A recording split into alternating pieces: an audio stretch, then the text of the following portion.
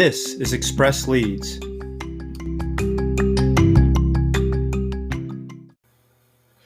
Welcome, everyone, to Express Leads. I'm your host, Paul Brady, and this week we're talking to Jared Nigro, who is the owner of Event Tents LLC. It's a company that handles party and wedding rentals. And I just wanted to say welcome, Jared. Thanks for joining me. Yeah, of course. Thank you so much for having me. Yeah, my pleasure. So I'm curious about your business because it's a business I don't hear a lot about. So tell me a little Mhm. bit more about what your business is and what you do. Yeah, definitely. So it's Evo Tents LLC. I started technically in 2019, but my first job wasn't until 2020. So we set up wedding tents, party tents, tables, chairs, lighting, things like that, for all kinds of events. So, graduations were very popular in June, and then it tends to slow down as vacation time, if you will, comes into play, during July and August. But yeah, we set up events of, different sizes and different styles. Okay. So would you say your business, based on what you just said, would you say your businesses can be, seasonal or? Yeah, so it's definitely seasonal. Some people do it year round, but the bulk of it, as you'd imagine, is done during the warmer months. So I personally don't know if I don't think I'm going to set up tents in the winter because it's not great for the fabric. It actually just deteriorate. It increases the speed at which it deteriorates. So, but it's definitely more seasonal than anything. Yes. Okay. Yeah, actually that's a great point, Jared, because I've been to weddings before where, I have one friend and it's unusual, but some people like to get married like in the fall, whereas most people get married in the summer. June is like probably a really popular month, right, for you guys? So yeah, May and June are popular for weddings and graduations, and then surprisingly, I mean, granted, this is only my second year, so I haven't really seen the waves, if you will, of business. But I hear that September and October are very busy, I believe, for weddings. So that would be cool to see this year, definitely. Awesome. Yeah. Yeah, because so I started to go down this road with my friend. So my friend had a wedding. It was in November, Mhm. and they had a big, huge, outdoor tent, and it had all this equipment for heating and everything else. So Yeah. you don't do any of that stuff. So I do have the heaters. I purchased those last year. I've only used them once actually, but I think as my name gets out there more and COVID is kind of a thing of the past, I will be renting out more tents during the fall as well. So I think I'll bring those out this year, which I'm excited about. And we have the walls, the side wall as well, to keep it a little bit, more insulated and keep out some of the wind. But I Okay. don't specialize, if you will, in winter setups. Okay. Yeah, I mean, I imagine there are plenty of days in early spring and even in summer now sometimes that are cold. Exactly. Yep. It's the good thing about the heaters is that it opens you up sooner, as you said. Colder days during the spring, and then it keeps you open a little later in the season once it starts to cool down again. So tell me, you mentioned starting, and I want to get the timeline right here. So you mentioned starting. So did you actually start at the beginning of the pandemic and then the pandemic hit, or did you start during the pandemic? So I started in the actual date of the business, being formed. I believe is November 13th of 2019. So that was just kind of getting my feet wet, if you will, and setting everything up. I didn't plan on really getting any jobs that year, and then 2020. So when COVID hit, it was definitely a weird first year. It was slow at first and kind of slow throughout the entirety of it, but so I did survive COVID, if you will. Granted, I'm not living off this full time, so it wasn't as scary as some businesses had it. But I did go through COVID with a party rental company, which was quite odd. So this year's looking a lot better than last. Yeah, yeah, because I mean, it seems like there and there may still be opportunity, but it seems like there's an opportunity there for you because there were so many restaurants, for instance, that had to scramble and set up, outside things. Did you find yourself doing anything for restaurants during COVID to set them up? That's a great question. So there's two different styles of tents. Well, there's a few, but one of them I did not. One of them that is necessary for being set up on pavement, I did not own at the time, and a lot of restaurants needed pavement, you know, tents that could go on pavement. So I kind of missed out on that opportunity. There's still a little bit of that going on right now, but I don't have any long term rentals up. But you're definitely right. It opened up an opportunity for tents to go up from restaurants as well as COVID testing sites. That was super popular in the industry Oh last year. wow, I didn't even think about the COVID testing sites. That's a great point too. Yeah, it was. Yeah, it was very popular. I didn't have this correct style of tent to go on pavement, unfortunately. Yeah. But yeah, a lot of companies were doing really well based off that, which was good because, of course, as you'd imagine, a lot of weddings postponed, so they were still hurting. But it was good to have the COVID, tents and the restaurant tents to go out. So did you find that, given I know during COVID there was a lot written about supply chain issues, just in time, Mhm. supply and all that stuff. Were you hit by that at all? Were there things that you ordered and they were on back order because of all the shortages? So that's a very good question. I didn't run into that much last year because I didn't purchase a ton of inventory. This year, I definitely am feeling it. So there are now surge. Not only are there delays, but there's surcharges on certain products, either labor charges because of the labor shortage, or as you said, material shortages. So I bought a dance floor recently, and I believe it had a 5 or 8% increase due to it was just a surcharge for raw material, low raw material inventory or something like that. Right. So yeah, it's definitely affected pricing and delays. Yes, I know several companies that have still not received chairs they ordered months ago. So it's an interesting time. So the dance floor, you're Mhm. talking weddings, right? Yeah, so I actually hasn't rented out yet. I just bought it. I have it scheduled to go out in August, which I'm excited about. But they're popular for weddings, but you can also do them for more formal parties or I might botch this word, but bar mitzvahs or bat mitzvahs, things like that, where there's more dancing involved. Right, right. I'm very excited about it. So I'm sitting here thinking about what you said about, you know, the different clients that you work with, and Mhm. weddings, parties. You also mentioned things about lighting, graduations, I believe, and now bat and bar mitzvahs, right? Yeah, What can you give me a little more detail on the lighting? What do you mean by lighting? yeah, definitely. So I have their bistro bulbs, so they're the longer bulbs, and it's on a string. So what we do is string those around the interior of the tent, around the perimeter, and I'd like to get kind of fancy with some more designs swinging up to the peak of the tent and coming back down to the perimeter. Um, but yeah, lighting's pretty popular, especially if it's a nighttime event. Some people use maybe the lighting off the house if the tent's close to the house, but the lighting underneath, if we set it up, looks really nice because it's a warm glow, so it's Yeah, not too excessive, and it really helps the party out. interesting. So you got my marketing brain spinning here for a second, thinking about your business, and Good. um, so you're talking about all the things we just mentioned, weddings and so forth. Do Mm. you? I was going to ask you about potential partners that would benefit you, and I think, I mean, at least one off the top of my head, and I don't know if this is true, but it seems like DJs would be a potential partner for you. Yeah, so we definitely intertwine sometimes. I've dealt with just a couple of them. I don't. I mean, within the industry, especially on Facebook, we'll shout each other out, but I don't really have interest in setting up a partner program or something like that where we do discounts or deals, things like that. I don't know if that's where you're heading with this, but No, no, no. I'm literally I'm just trying to. And that's an interesting point, but that wasn't where I was going. I was just trying to okay. figure out, what potential partners that it would be mutually beneficial. So I would Oh, okay. imagine like DJs would be mutually beneficial. Yeah, no, definitely. DJs, caterers, things that it's not direct competition or competition at all, really, so we can help each other out. Caterers, DJs, florists, wedding planners, um, we'll all kind of shout each other out on certain events. Um, Okay.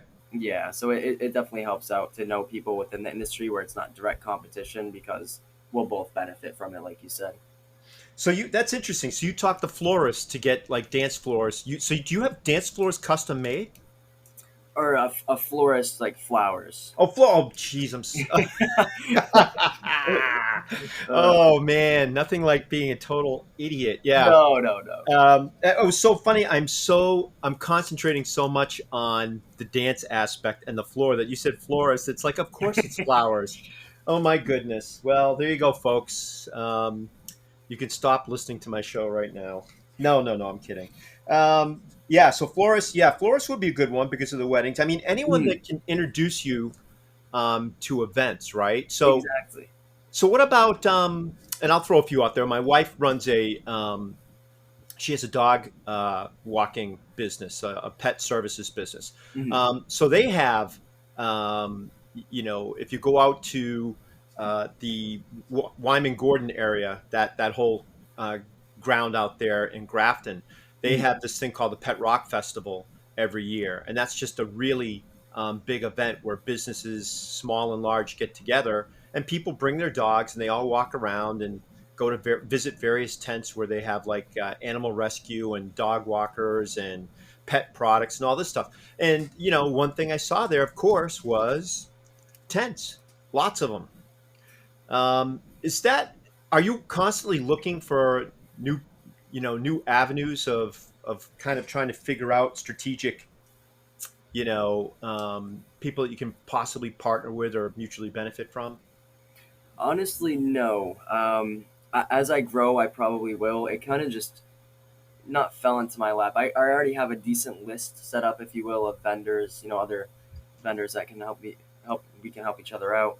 I set up I hosted a bridal expo in May, so I met a lot of people that way. Florists, um, DJs, a travel agency. So I already kind of have a list going now. But as I grow, I might try to seek out more to, like you said, we can help each other out. But and the thing with the festival tents is festivals are nice because a lot of tents go out, but you have to be careful what tents you send because it's usually they might get destroyed a little bit at a festival. Um, Right. yeah, but So you yeah. do home expos, stuff like that too, right? What do you mean by that? Sorry. Well, home expos. So Like, there's a lot of like I've been to several home expos where you show up and similar setup to a bridal expo, except it's all like flooring companies and it actually can be almost anything. I mean, I've been in I took my wife's business to a home expo. But yeah, I mean it's just another expo. oh, okay, I see what you're saying now. So it's Yeah, I've a lot never of contractors and construction people. okay, I've never actually gone to an expo other than my own. I set up a couple of tents at a local. It's actually Douglas Orchard and Farm. We set up some tents there, and I invited vendors to come in and sit underneath the tents, and then we invited potential clients through brides and or newly engaged couples. So it was nice, but I've never actually paid to be part of an expo. I've heard good and bad from them. Okay. So let me switch gears here for a second. Are you, Jared? Do you have any geographic limitations to where you can do business? Yes, definitely. So I mean, in terms of just time and energy, I don't want to travel too far. Um, but I can legally operate in Massachusetts, Rhode Island, and Connecticut because I have the sales tax form for those states. So I can't go, anywhere out of there. But I don't like to travel too far anyway, especially with a business like this. It is a lot of driving as is, and Right. there's a lot of weight we're towing behind us. So it really adds up on the vehicle and the gas. So I try to stay within Massachusetts. Okay. And where are you? Where's your business located? Where's your headquarters? Yeah, so it's in Northbridge, Massachusetts, Okay. and I'll travel anywhere in Mass, but it's that honestly the delivery fee would just be higher the further we go from Northbridge. Okay. Um, so let me ask you about how people find out about your business. Are Mhm. you where do you do any type of paid advertising or how do you reach out to people? Yeah, so during the first year, it was just word of mouth and just social media. So basically word of mouth, and I didn't pay anything until this year. Actually, very recently, I started doing Facebook ads, and I'm still trying to figure it out because it's a service based industry, so it's I have to advertise it differently than if it was a product based industry or product based business. So it's tricky for me at least. I'm trying to learn it, but um, Yeah. to answer your question, yes, Facebook ads so far is the only thing I paid for. Okay. Yeah. I mean, Facebook can be, I'm talking from experience, Facebook can Mm. be a little tricky Mm. because you can find yourself running afoul of their rules and regulations pretty easily. Um, so yeah, so Facebook, so word of mouth, social media. So you mentioned social media. Mm. What are your social media channels that you frequent now or that you have a presence on? Yeah, so I definitely favor Facebook and Instagram, primarily because I can post, one post will go to both, so it makes it easy, which isn't the best method because they have different, demographics on them. But anyway, so I use Facebook, Instagram, recently got into TikTok, which I'm super happy about. And Really? I can't wait to talk to you about that. I'm sorry, go yeah, ahead. yeah, that's okay. So it's those three are honestly the bulk, and then I try to keep up on my Google business, just with pictures. But definitely, I would say Facebook's my top go-to social media platform. So when you say Google Business, are you talking about GMB, Google My Business? I think so. Yeah, it's just the main the Google listing. So Right, it's right, not right. really social. Exactly. So okay, so you get Google My Business going. Okay, good. Yeah, yeah. It's not really a Um, platform, but I just try to keep up on it with images. okay. So how about how frequently do you post pictures on Instagram? Like, do you do it every time you have a an event, or is it just every time you have an event, as well as posting things in between, like stuff from the office, or maybe you do live streams, that kind of stuff? Yeah, so right now it's primarily just setups, which I need to veer away from because tents can only be so exciting for so many people. I want to bring more value, but anyway, I digress. So it's usually an event setup, and I try to do 1 to 2 times a week right now, and I've been pretty consistent, but that's something I should probably definitely work on as well, consistency. Okay. Okay. Yeah. Okay. And where do you tend to? I know you said you do some advertising, but um, t in order to do that, you have to kind of define your niche and your client. So can you tell everyone what is an ideal client for you and why?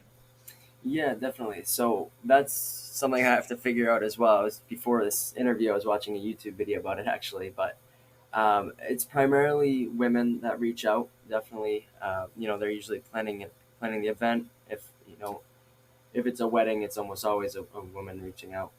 And I'd say between 30 and 60 female. And I'm trying to get a hold of the interests that I should track on Facebook. So that's kind of a tricky one because it's not like there's a lot of tent pages that the clients are liking, so there's not a lot of information to go off of basically. So I have to figure out that interest to Right. add into Facebook as Right. well. Okay. So you find most of your people online through you know, targeted advertising where your demographic is women 30 to Mhm. 60. And okay.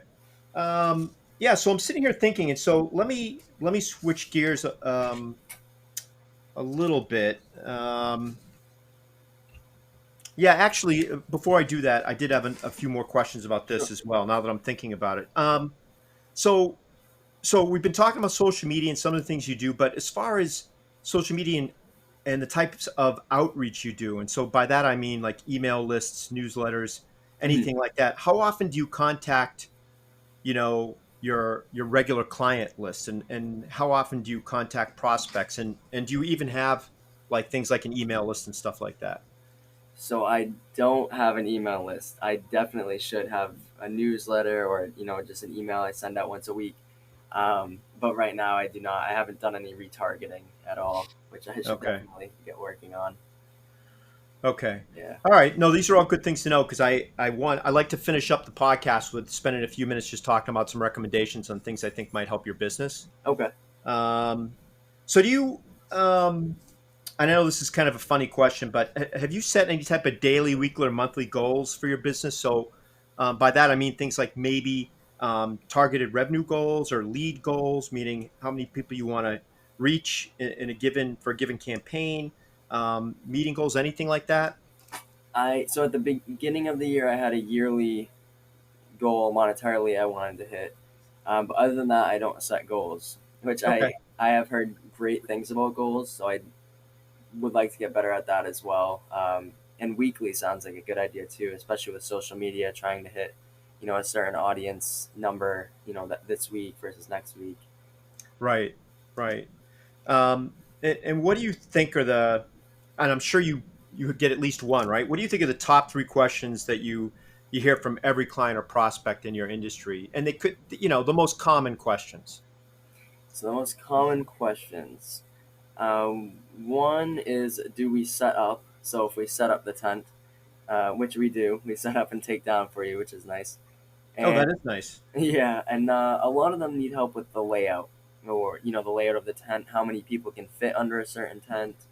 So I have CAD images drawn up, so I shoot those over in email form, so they can see exactly what it will look like under the tent, which helps a lot of the time.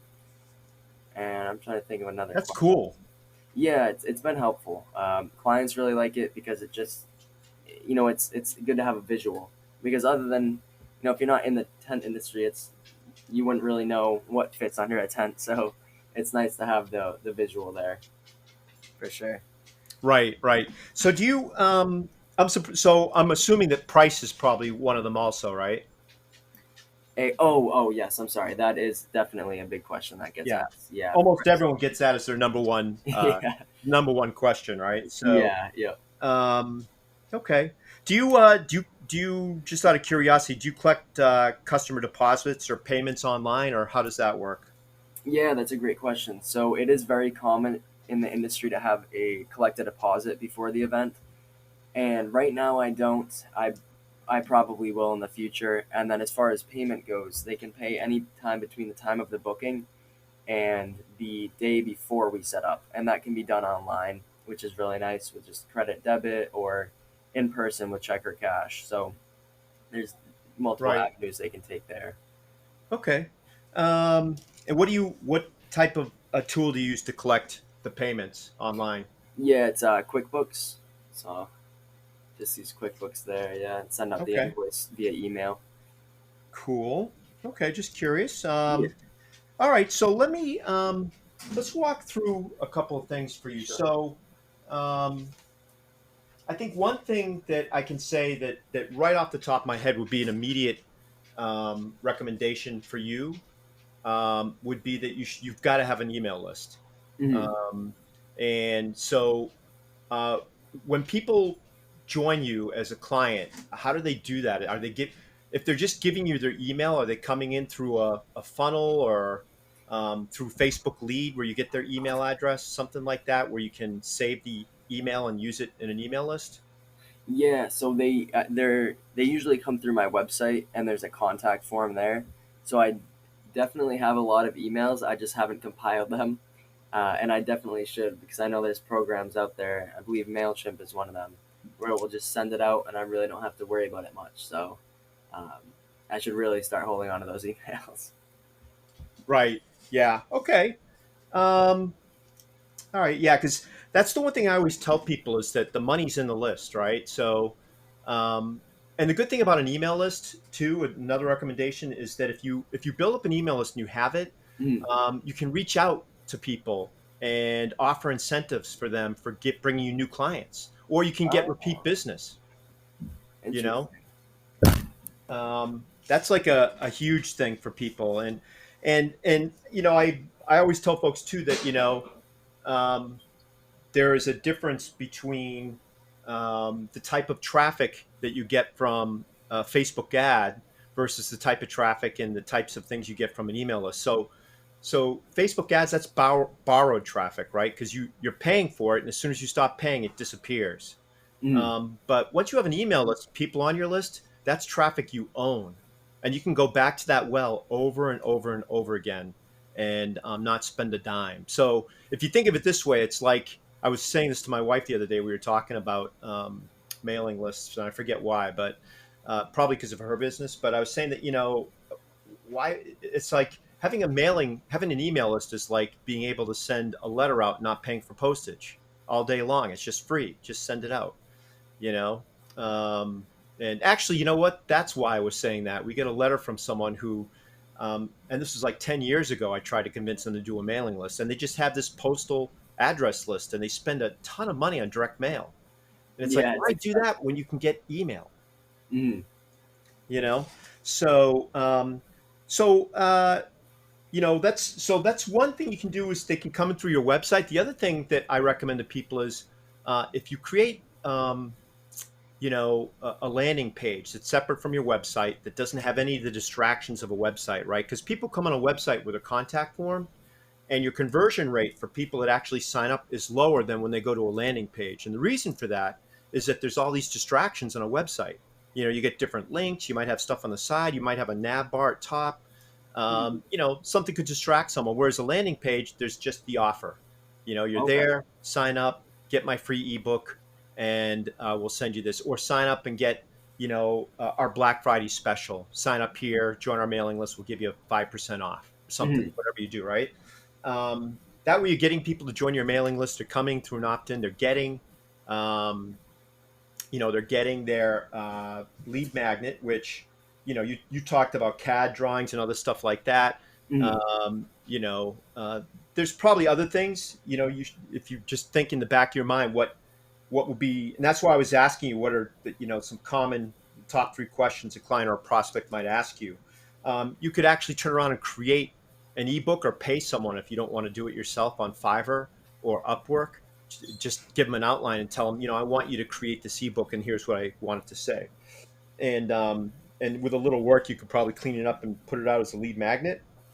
And what are you doing? Well, you're answering the most popular questions that everyone that comes to you asks. So they look at that and say, "Oh, yeah, I want to. That's something I want to check out." Um, and so, what's the real value in doing that is you can go from, and this is kind of this marketing.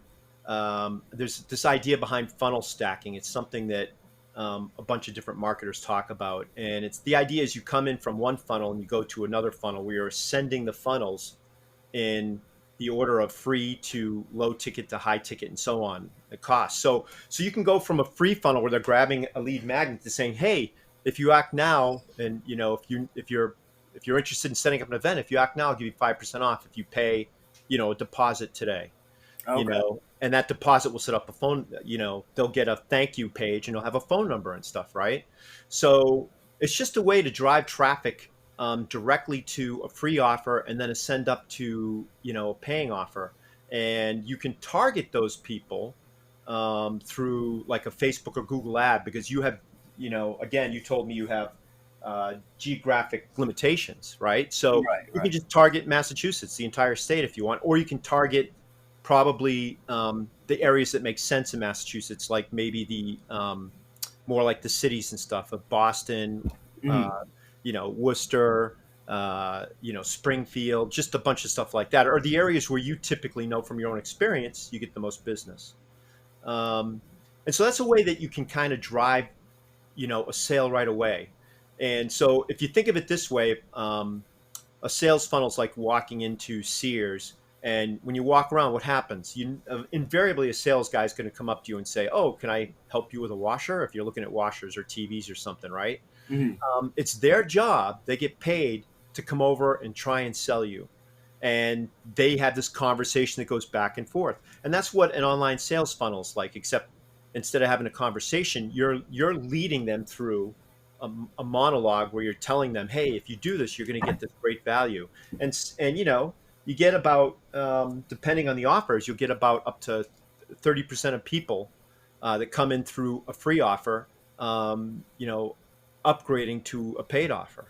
So it's money, it comes right in there. And you're building your mailing list at the same time by offering something free on the front end.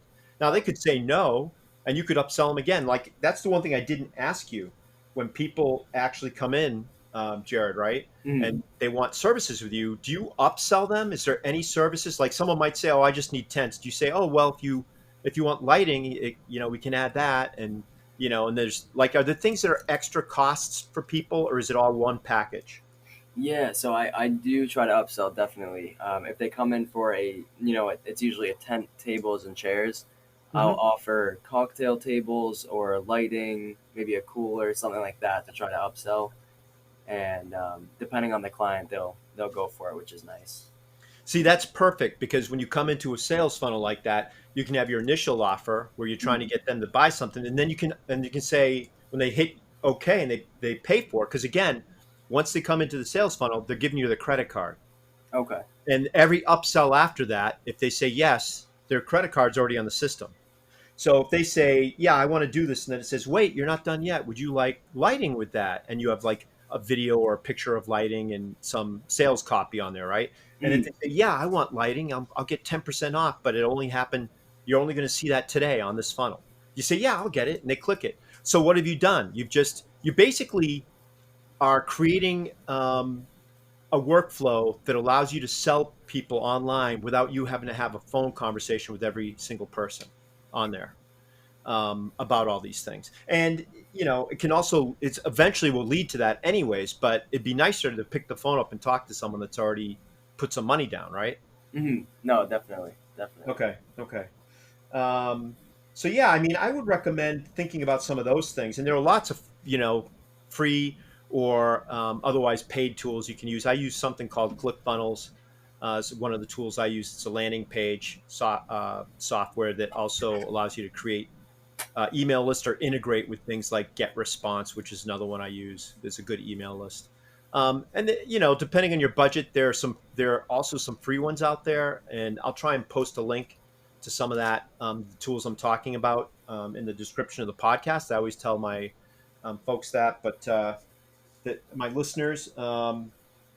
But for you, before I miss the opportunity or before I forget, I just wanted to give you an opportunity to tell people how do people listening, how do they contact you if they're interested in talking to you about your business?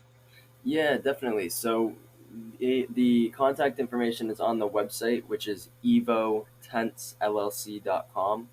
Or you can, give me a call or shoot us an email. The phone number is 508-320-2553. So yeah, we answer emails, and I get back to emails every day, and I'll definitely call anybody back if there's a voicemail left.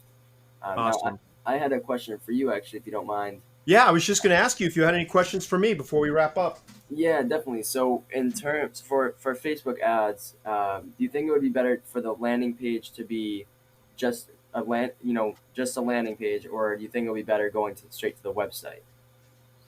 Yeah, I would definitely not go straight to the website Really? because Okay. like I said, the conversion rate. So in other words, you're thinking, let me send someone directly to my contact page, right? So it would just be, well, that's something I have to play with as well. I would probably do the homepage, um, but I don't know. I'm not sure. No, no, no. I would definitely recommend against that because Really? Okay. yeah, your conversion rates will you know the difference between doing that and going to some sort of a landing page, the conversion rates drop precipitously when you send someone. I mean, even when Interesting. you send them to a contact page on a website, if you're just sending them to the homepage, Hmm. you're going to lose a lot of conversions there Okay.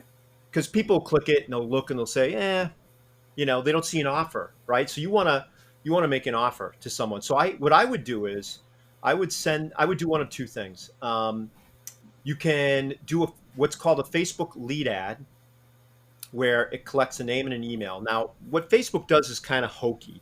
They'll take that stuff, those leads, those names and emails, and they'll save them in a comma separated value file, right? Which is just a fancy thing that a fancy way of saying you can open it up in Excel and see a spreadsheet of all the names.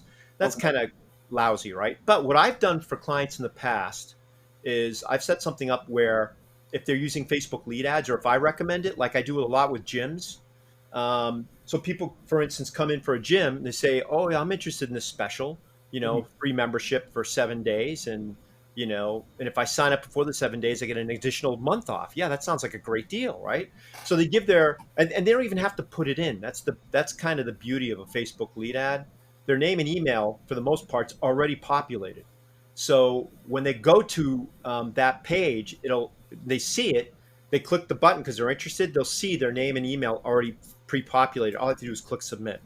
So when they click submit, what I do is I use something called Zapier, Zapier, and Zapier is a tool that allows you to integrate with other tools that as kind of a man in the middle type of thing. So for Facebook, whenever someone does a lead ad, they fill in their name and number. Zapier takes that for my clients, the ones I've done in the past for the gyms, Mhm. takes that, saves them in my CRM, which in this case was ClickFunnels. Could also save it to Active Campaign. It could save it to Get Response, a bunch of things, right? But it saves it on a mailing list. But I also, as part of the same workflow, I create an SMS text message so that I get texted and the client gets texted. Oh, okay. And what I text them is I just have a little boilerplate template I use saying, please contact this client in the next 5 minutes. I try and emphasize that because people wait too long sometimes to talk to people. But yeah, so they'll get it and it'll say contact this client. And it'll have their name and their phone number and their email. And the beauty of that is because it's a text message, you just click on that phone number and what are you doing? You're calling them. That's nice. Yeah, Right. yeah. So, and that's one way to certainly do that and to build a list because again, they're opting in. So you can take that and you can import that into something like Get Response or ClickFunnels. Like all those guys are very serious about mailing lists. So when you go to import a list, for instance, in ClickFunnels, they'll ask you, are these people that really opted in? In other words, you don't want to just import a list of people that didn't opt into any of your campaigns because then they could complain and you won't necessarily get in trouble because they did opt in and you can show that, right? uh, Mhm. but if they didn't opt in and they complain, then as long as you have an unsubscribe button somewhere or link on your email, you're okay. But you have to follow the um, Can Spam Act very carefully. And that's why I like tools like Get Response or MailChimp or Active Campaign or ClickFunnels because they're all Can Spam Act compliant. So I'll Okay. give you an example. Some person sent me an email the other day, and they said, and I don't know how they got my email address, but they were trying to sell me something, Mhm. and there was no unsubscribe link on there. Now, if I had reported that person, because I checked it out, it was a real website and everything. Had I reported that person, they could get in huge trouble with the FTC. Like they'll fine them big time for doing something like that. It's like Interesting. a spam call. You can get fined for that too. But my understanding is as long as you have an unsubscribe button on something, you're not in trouble. But here's the other problem. Let's say that you do that and then you wait 6 months and you put a bunch of people on your list and you start sending them messages, right? Mhm. um, you're not going to get in trouble with the FTC because you have an unsubscribe link and they did opt in, but you just haven't done anything with them for a long, long time. So if there are a number of complaints, not just unsubscribes, but complaints, you Mhm. end up getting kind of, I don't know the right way to phrase it, but a little black mark with people like Get Response or even SendGrid if you're doing it through ClickFunnels, right? SendGrid will monitor your, I guess they call it your email health, the health of your email list. Okay. Um, so there's things like that to consider. So, for instance, in your case, you said you have a bunch of emails. Mhm. You haven't done anything with them, and it's Yeah. probably been a while since you contacted them. So, if it were me and I were going to create a mailing list, the first thing I would do is send out um, an email basically explaining, somewhere along the lines of, you know, you worked in a hey, my name's Jared, and I run Evo Tents LLC, and I just want to thank you for signing up for my list previously. It's been a long time since I've reached out. Apologies for the delay, or apologies for the whatever, however you want to put it. But Mhm. when someone reads it, you want to say that right up front because if you got an email and the email's 6 months old and you never sent them anything, Yeah. they're going to think it's spam because they probably don't even remember, Right. Right. right? So if you do something like that, you'll probably be okay. You'll probably have a lower unsubscribe rate. And if you have a lot of emails, you definitely want to take advantage of that, no doubt. But once you do that, it's important that you send out regular email messages to your clients, even if it's like once a week. Just and the other thing that's cool about it is you can just send out newsletter style things saying you just did um, about an event that you just did, and showcasing things and pictures, and always having links on the bottom of your email to your social media properties. A little cross pollination going on there, so you Oh, I get like that. people. Yeah, yeah. That way you get people to sign up for your Facebook page if you have a Facebook page, Mhm. your Instagram account, and always try and provide value. Like I would literally have someone film me setting up a tent and talking about it, and maybe going through, what do I do? How do I set up a tent for 30 people? What would that look like? Well, Okay, hey, you know what? Let me show you. I like that. I like that Yeah, idea a lot. it's all about value. You can't always send an email out to people selling them, so it's really Mhm. about value. So do you have some more questions for me? I'm happy to answer any. Um, I don't believe so. You're just having me thinking about the mailing list now. I definitely have to get on that. And I like the That idea of the newsletter because I'm not huge on discounts, so I want to bring value other ways. And I Do like, it yourself videos are a huge way to do that. Like people love video. They love it. And that's the other thing I was going to say. You know how you were, and I'm glad you said that, Jared. You know how you're saying that you can only do so many pictures of tents? right, yeah. Well, one of the things you can do at a setup is do a Facebook Live, right? Or a YouTube Live, and Mhm. walk around holding your phone in front of you, and saying, "Hey, so I'm here at the so and so event, and we just set up a bunch of tents, and we've got a capacity. The owner's telling me of about 1,000 people here today, so we set up some tents for these people that are da da da da da, and let's go talk to one of them or something like that. If they'll talk with you, that kind of a thing." And if they don't want to talk, then just talk about what you did to set their tent up. Basically, it's informational, it's fun, but you're also educating people a little bit on, well, this guy wanted 100 people in his tent, and so this is how we figured that out. And you just tell them, because people, again, you're trying to address those questions that people ask you the most. Right, Um, right. you know, so yeah, that sounds like you have a really interesting business, Jared. Um, and with an email list and some regular communication out there and reaching out to your existing clients, you could probably start creating a little um, train of referrals, and doing something for your existing clients. And actually, even when you sign them up, I know you're not big on discounts, but Mhm. if you sign them up, you can say, look, at the next time you need us, because you're doing two things here, right? They paid for you already. But what happens is, after they sign up, saying the next time you sign up, we're going to give you X% off, and if you send us a referral, we'll also give you X% off. You know, kind of a way to get them to repeat business and to get them to recommend someone to you. Now, I know people are hesitant sometimes about discounts, that kind of thing. Um, but there's different ways you can do it. It doesn't have to be monetarily, right? You can offer them maybe services that normally you might charge for, that isn't super expensive, that you can take it off, because people appreciate that kind of thing. Right, right. I would, yeah. If I was to do something, it probably would be along those lines, because then it doesn't hurt me as much, so to speak. You know, rather than Yeah, taking money off. yeah, absolutely, absolutely. Well, I have enjoyed very much talking with you, and I just want to say that for those people listening. Um, the business again is Evo Tents LLC. I'm speaking with um, Jared Nigro, and again, he runs a business for party and wedding rentals, for equipment, tents and lighting, and a lot of good stuff. So if you need to reach out to Jared, just one more time, Jared, what's the best way for people to reach out? It's your website, right? Yeah, you can go on the website, which is evotentsllc.com, and there will be some contact information there and some pictures of our work. Great. Well, thanks so much for the interview today, Jared. I hope you have a great day. Yeah, thank you so much for having me. It's been awesome. I appreciate it. Yeah, my pleasure.